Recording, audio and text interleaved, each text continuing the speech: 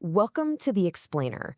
Today, we're jumping into a pivotal but often forgotten World War I battle that took place in the Sinai Desert.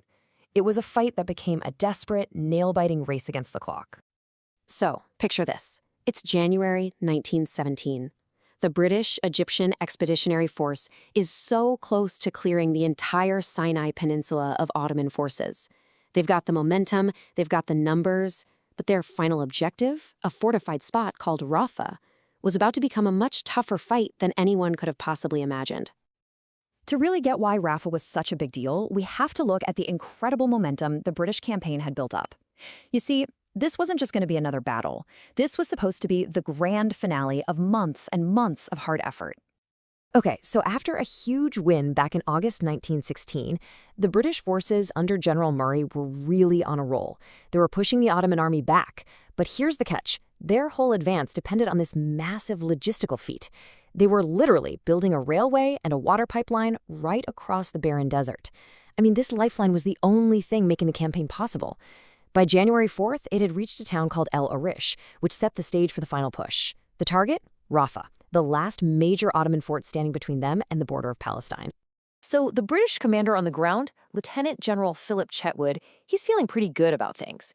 He figures he'll just repeat a tactic that had worked perfectly just a few weeks earlier at the Battle of Maghdaba. Why mess with success, right?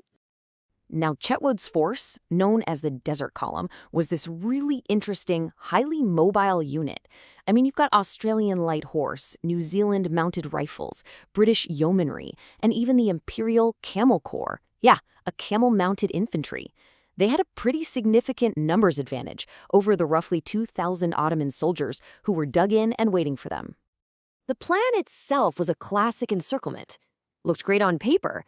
You march 30 long miles through the dead of night to get that element of total surprise. By dawn, boom, you've got the Ottoman position completely surrounded. You cut the telegraph wire so they can't call for help, and then you launch a coordinated attack from all sides. Simple, elegant, and it had worked before. What could possibly go wrong? The attack kicked off right on schedule at 9:30 in the morning on January 9th. But that confident, elegant plan almost immediately slammed into a very harsh and very well-defended reality. Turns out, the Ottoman defenders were exceptionally well prepared. Their defenses were all centered on a position called El Magrenhet, which was basically a system of interlocking redoubts. Think of them as small, self-contained forts. The main one sat on a 200-foot hill, which gave its machine guns and artillery a perfect, clear field of fire over 2,000 yards of flat, totally coverless grassland. It was a fortress in the sand, a real killing field. So even though they had the position surrounded and were attacking from all sides, the British Empire troops were getting absolutely hammered. The Ottoman machine gun and artillery fire coming from those perfectly placed redoubts was just devastating. Progress slowed to a crawl, and by early afternoon, a really dangerous stalemate had set in. And right when the battle was hanging there in the balance, the situation for the attackers went from difficult to downright desperate. Two huge crises hit at almost the exact same time, and suddenly this battle turned into a frantic race against time.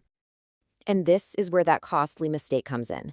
To make that 30-mile night march go faster, Chetwood had made a critical decision. He ordered the reserve ammunition wagons to be left behind. He figured, no problem, we'll bring them up later. But the resupply system completely failed. So now, out on the firing line, his troops were running critically low on bullets and shells. And then, as if that's not bad enough, at 2:45 p.m., they get the worst possible news.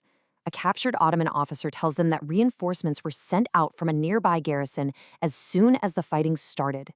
And sure enough, a little while later, British lookouts spot them. 2 battalions coming from the east and another 500 soldiers from the north. The clock wasn't just ticking anymore, it was screaming. Now, let's put this into perspective. The British had started with a pretty solid 2-to-1 advantage. But with those Ottoman reinforcements flooding in, that numerical superiority was about to completely evaporate. If they didn't take this position right now, they were going to be caught between the fortress and a fresh enemy force. They had to win, and they had to win immediately. So, what do? Your attack has stalled, you're running out of ammunition, and an enemy relief force is literally in sight. General Chetwood had to make a choice: order a humiliating retreat or risk everything on one last desperate assault. He chose to attack. At 4:30 p.m., the order was given for an all-out charge, led by the New Zealand Mounted Rifles Brigade. And it was just a moment of incredible, unbelievable bravery. They had to cross 800 yards of open, upward-sloping ground straight into the teeth of those enemy machine guns. With barely any artillery support left, they used their own machine guns for covering fire, running and firing from the hip until they were close enough for a final, brutal bayonet charge. And it worked. They stormed the central redoubt, the very heart of the Ottoman defense. Capturing that high ground was the turning point.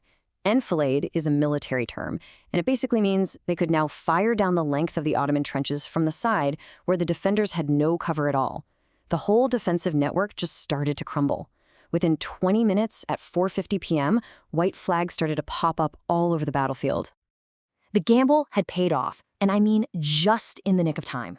The battle was won literally as the advance guards of the Ottoman reinforcements were starting to clash with the British rearguard. You really couldn't have cut it any closer. If you look at the numbers here, the disparity is pretty telling, especially that huge number of prisoners. This shows you that this wasn't some orderly retreat for the defenders. The entire Ottoman garrison was effectively destroyed or captured. It really shows how complete and total the victory was once that central redoubt finally fell. So this victory, literally snatched from the jaws of defeat, was strategically massive. It wrapped up a 5-month-long campaign. It finally pushed the last organized Ottoman forces out of the Egyptian Sinai, and it secured the eastern approach to the Suez Canal once and for all. The door to Palestine was now wide open, but, clearing the Sinai was one thing. Invading Palestine itself was going to be a whole other ballgame. And those hard-won lessons from Rafa about logistics, about well-dug-in defenses, and about that razor-thin margin between victory and defeat, well, they would soon be put to an even greater test at the fortress city of Gaza. Thank you for joining us for this explainer.